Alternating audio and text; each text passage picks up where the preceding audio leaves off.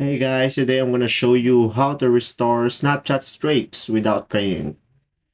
So first things first, go to your Chrome and go ahead in the search bar, search for Snapchat support. And then here, click the first one. From here, scroll down and you're going to see contact us. And go ahead and tap on it. And then here, choose I lost my Snap streak. And then if you scroll down, you're going to see another question option. From here, click on I'm having trouble restoring my Snap streak.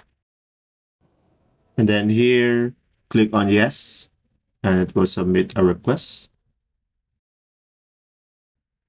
And then here, what you want to do is answer here. Reason for contacting Snapchat support, go ahead and click on I didn't have the option to restore my Snap streak. And then go ahead and click on your username, email, mobile number, and other information in order to proceed. If this video helped you out, please like and subscribe, and thanks for watching.